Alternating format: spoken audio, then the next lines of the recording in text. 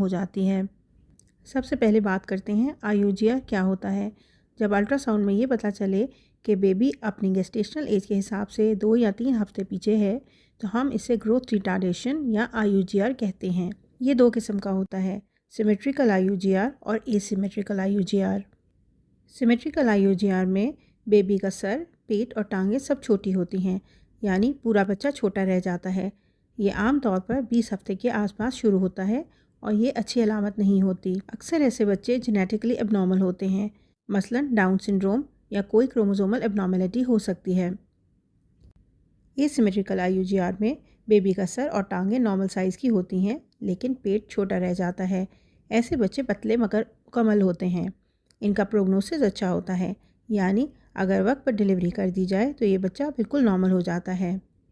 IUGR की 3 असबाब हो सकते हैं। नंबर 1, माँ के अंदर कोई मसला। नंबर 2, प्लेसेंटा या आंवल का मसला। नंबर 3, बच्चे के अंदर कोई स्ट्रक्चरल या जेनेटिक एबनॉर्मेलिटी। माँ के अंदर होने वाली वजूहात में अगर माँ की उम्र बहुत कम यानी टीनेज प्रेगनेंसी या ज़्यादा यानी 35 प्लस हो, बहुत कमज़ोर या बहुत ओबीस ख़वातीन में भी बच्चे की ग्रोथ रुक जाती है। इसके अलावा मेल न्यूट्रिशन यानी अगर माँ को मुनासिब खुराक ना मिले तो बच्चा कैसे ग्रो कर सकता है। कनेक्टिव टिश्यू डिसऑर्डर्स जैसे APLS या SLE, जिसमें प्लेसेंटा से बेबी को ब्लड सप्लाई कम हो जाती है। High blood pressure, kidney disease, heart problems, asthma, diabetes, smoking, drugs या स्ट्रेस, ये सब भी बच्चे की ग्रोथ कम कर सकती हैं।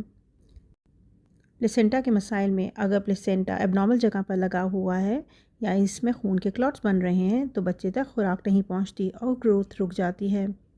इसके अलावा अगर बच्चे के अंदर स्ट्रक्चरल एबनॉर्मेलिटी हो, जैसे किडनी या यूरिनरी सिस्टम का मसला या डाउन सिंड्रोम, क्रोमोसोमल एबनॉर्मेलिटीज़ हों तो भी ग्रोथ रिटार्डेशन हो सकती है। अब इसको डायग्नोस कैसे करते हैं।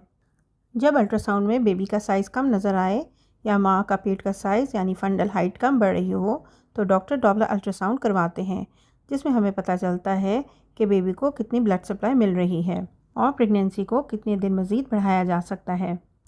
ये बात याद रखें कि माँ के पेट के अंदर हम IUGR ठीक नहीं कर सकते। इलाज सिर्फ टाइमली डिलीवरी है। अगर IUGR 32 या 33 वीक्स पर पता चले तो कोशिश होती है कि प्रेगनेंसी को 36-37 वीक्स तक ले जाया जाए। बार बार डॉपलर अल्ट्रासाउंड करवाए जाते हैं और माँ को बेबी की मूवमेंट पर ध्यान रखने के लिए कहा जाता है। बच्चे के लंग्स को मैच्योर करने के लिए स्टीरॉयड इंजेक्शंस लगाए जाते हैं और बेबी की डिलीवरी हमेशा ऐसे हॉस्पिटल में होनी चाहिए जहां नर्सरी यानी NICU की फैसिलिटी मौजूद हो। डिलीवरी के बाद आमतौर पर ऐसे